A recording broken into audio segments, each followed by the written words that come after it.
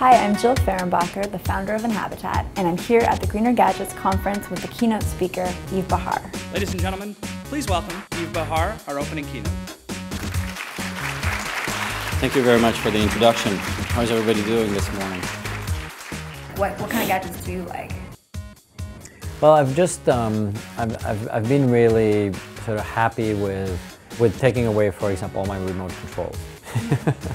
You know, I don't need 5 pieces of plastic that each require batteries on my coffee table. So I've been very sort of happy with sort of converting to iPhone-based applications to control, you know, all of my, you know, media at home. In a way, simplifying the complexity of consumer electronic products is so critical. We make it so hard in consumer electronic products for somebody to just try something. You know, I mean, it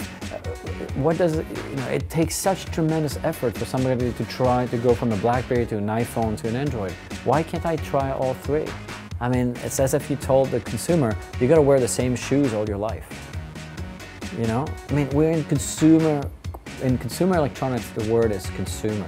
So you talked a bunch about making green sexy and sexy design. I'm wondering what you feel like embodies sexy design. You know, what I find sexy is when somebody invents a new way to sit, for example, like, you know, Charles Eames and Herman Miller did, you know, in the 60s and 70s. You know, some of the cars that were so innovative, like the DS19, you know, the Citroën DS19, you know, which had some of the most innovative materials and technologies integrated in it. So you were a huge part of designing the EXO laptop for the One Laptop per Child project. This laptop is designed like for every kid across the whole world. And have you noticed any sort of cultural differences in how some kids respond to it versus others?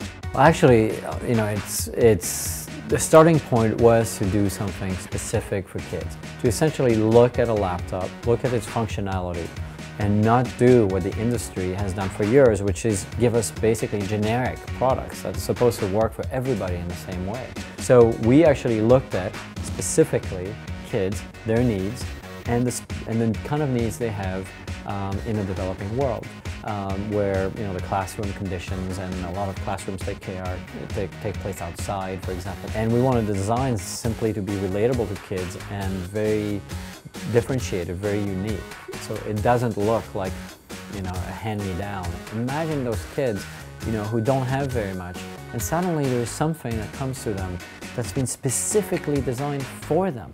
You know, the kids have an emotional response, you know, to the product that is given to them, and pretty much all around the world in the exact same way.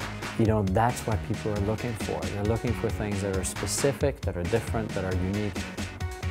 And by doing that, we actually achieved a universal design, because people in the Western world want it, people in the developing world want it, adults want it. I mean, you know, the number of times we've been called and emailed about, you know, can I just get one here? How can you make something that is designed for the developing world marketable? We should be doing the same kind of thinking when we do something for there that we do here. Unfortunately, you know, consumer electronic products aren't designed with efficiency, with low energy consumption, with, you know, let's just put the smart features that people really want.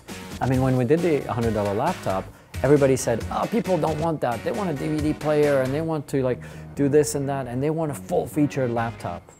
And you know what? We proved with the $100 laptop that something is actually very desirable. It's just what people need. It's simple, it's easy. That's what people really want out of a consumer product experience. And the whole netbook industry, in a way, we proved the fact that the netbook industry could be a viable business. In your presentation, you talked about changing the way that companies work with designers, moving from the kind of short-term contract project to like a long-term relationship. I'm wondering how kind of the majority of designers can make that happen. You just have to make sure you want to play that role as a designer. You just want to have to go into meetings and say, hey, look, let's take a 360-degree view on this. Let's apply creativity to the entire experience, not just this piece of marketing or this 2D graphic. The more, the world sort of comes to this conclusion that these things need to be integrated and needs to be fluid and needs to be, simplified, the more design can play that critical role to be the glue between all these different things.